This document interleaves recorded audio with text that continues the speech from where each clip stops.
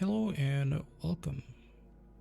The patch is here 7.34e, and it doesn't seem to be a pretty big one, but let's see, maybe there's something really important or cool here.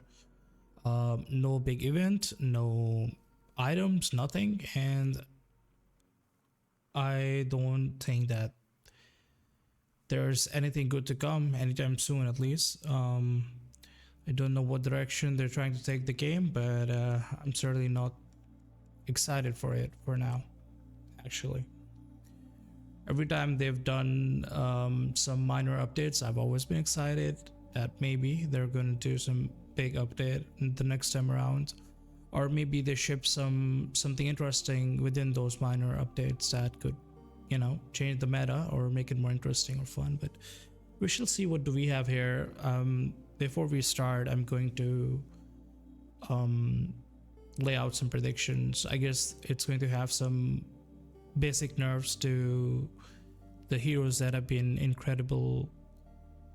They've been incredible for a while, and just meta breaking, or like the meta, I guess.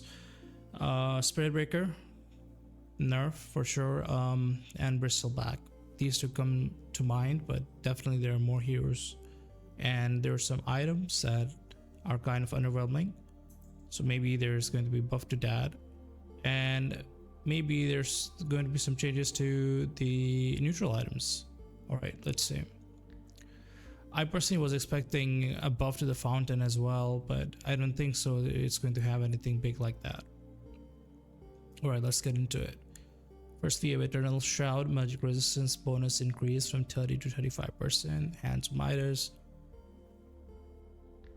The restore time have increased from 100 to 110 seconds. Heart of Taurus. Recipe cost increased from 13 to 1400. Total cost also increased. And strength bonus further decreased from 40 to 35. Helm of the Overlord. Vladimir's aura armor increased from 3 to 4. Pavis protect cooldown decreased from 18 to 16 seconds. And Vladimir offering armor aura armor increased from 3 to 4.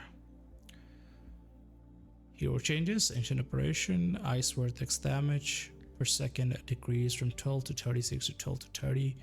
Frostbitten Ice Blast duration decreased from 10 to 12 to 10 seconds. Bristleback, and here we go. Coil max damage decreased from 550 to 500. Bristleback ability damage threshold increased from 225 to 300 to 225. Hairball casting decreased from 1500 to 1000, and cooldown increased from 10 seconds to 13 seconds. Level 20 talent cost per stack damage decreased from plus 25 to 20. Minor changes to all of his skill set, almost all except for the Nisal Goo, but it all adds up, I guess. A little bit nerf here, a little bit nerf here.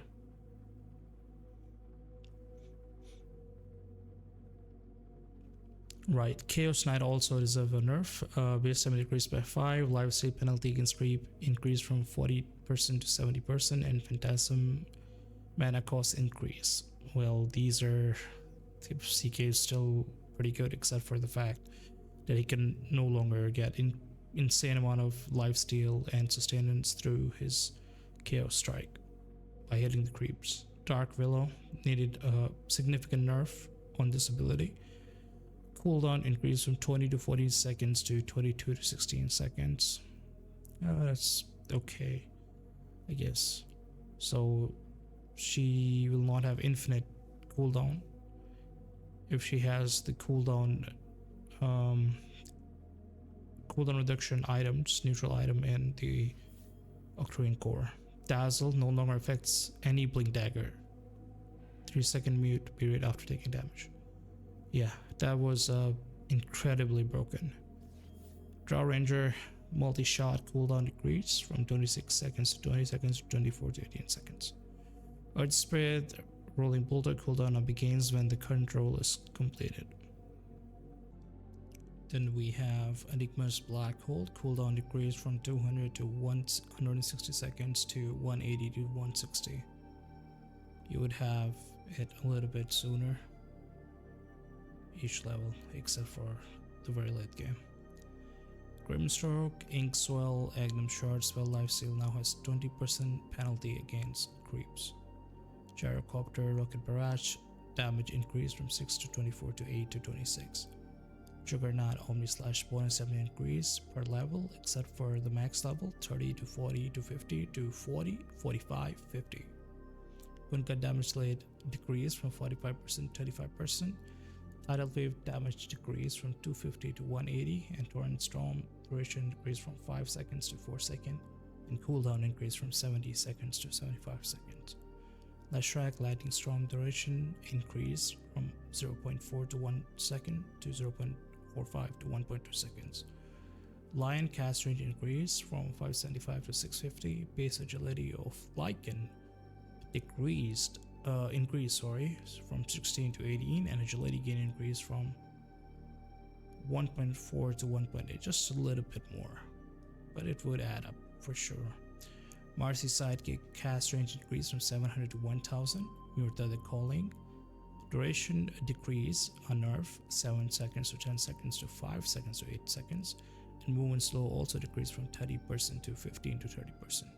Necrophus Ghost Shroud mana cost increase from 50 to 75, and Heartstopper Aura region duration decrease from 8 seconds to 7 seconds, and Agnum Scepter health region to decay decrease from 60% to 55%.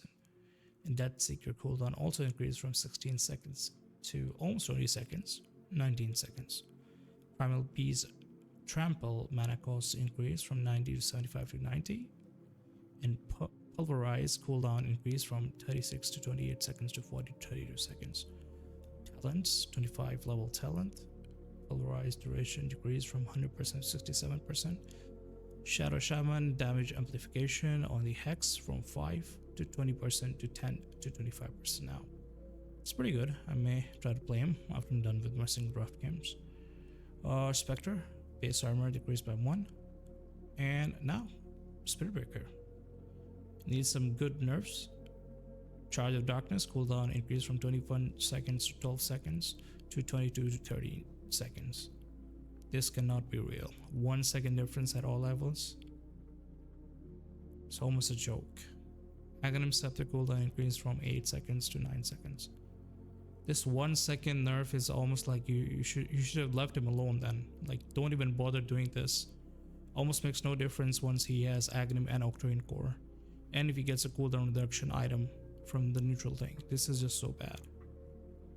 Greater Bash damage multiplier against creep decreased from 1.5x to 1.3x. Like, this is like nothing. They did not change him at all. Imagine if this was Invoker, they would have nerfed every aspect about him. All of his spells. And not even one nerf. Nerf him every single patch. But since it's Spirit Breaker, since the people who want TI use it, they just, I don't know, didn't do anything about him at all. Usually they do. Usually they nerf the hero that is just so good that you win a TI with. But I guess nobody cares. Nobody cares, not even the devs, seems like it. From the content droughts to this kind of a joke of a patch, really. Timbersaw, Whirling stat loss percentage increased from 10% to 13%.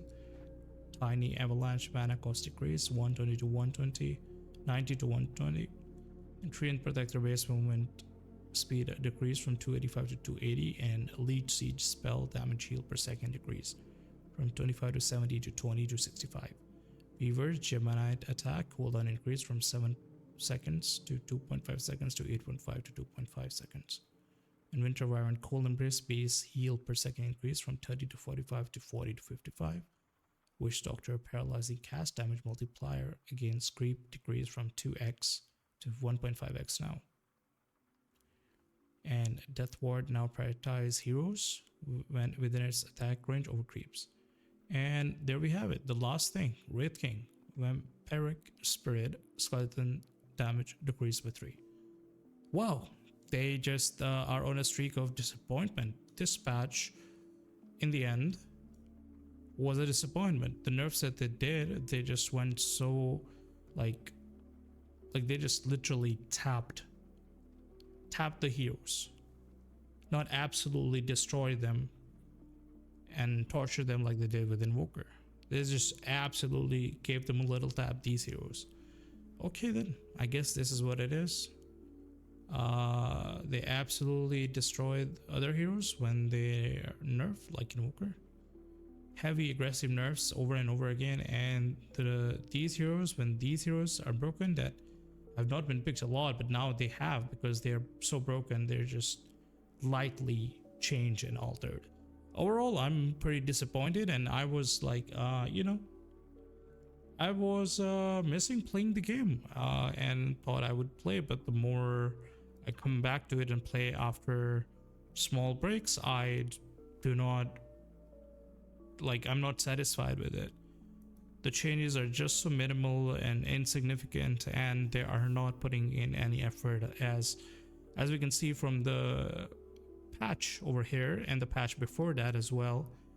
The battle pass compendium, the worst compendium ever for sure since the game released, 110% by the way, because since it released there were cool immortals, there were cool events, and that's always been the case. But now since they're preoccupied with other things, maybe like, the 25th anniversary of the Half-Life and the Counter-Strike 2 update.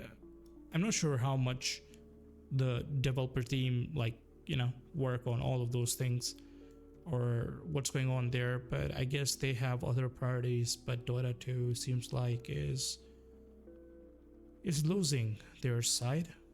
It's not in their side, and it's not their aim anymore. It feels like it, even though the way they write, the writer tried to save what was being said, basically, that in a way they are kind of abandoning all the things that made Dota better, except for the behavior system, but that too is an enigma in its own. Sometimes it's working well, most of the time it's not. Many people are still losing behavior score, and even though you are unable to communicate, you still lose behavior score, as people are still able to report you, and it is just a mess. I personally cannot say anything about that too much, because I personally had a few abandons recently. Every few days after I play, there's some issue with my computer, and a game gets abandoned, like an update got pushed, or there's corrupt file, something of the video game Dota 2, and then it just crashes, and then I have to update and validate files. It's just a mess, and then I got abandoned. The recent abandon was because of that, and because my behavior score was already in a sense that it was spot like 6,000, and then because I got abandoned again, so my behavior score fell down a lot. If you guys don't know, behavior score falls a lot if you abandon, much more than reports, since they made the change. But now they're, I guess, experimenting in the background. I feel like it, because some people are getting hundreds of comments, some people are getting 0 comments, some people are getting a lot of reports. Is just kind of a mess. It is for now it seems like it's a failed experiment, or maybe it is undergoing a process of improvement, I guess, but I don't know how long it's gonna take, and maybe it will be too late for its own good. Anyways, guys, this is it, and I am enjoying not playing the game for now, for foreseeable future. So this channel is all about Dota, and if I'm not playing Dota, I don't know if I can post about anything else, or I feel like posting about anything else, because this was supposed to be all about Dota. So I'm concerned about the future. Anyways, this will be it for the video. If you would like to watch previous videos where I talk about behavior score, you can find a playlist on the channel where I went through the whole journey of my behavior score experience and the changes, and it has been a wild ride. As always, guys, take care of yourself and peace.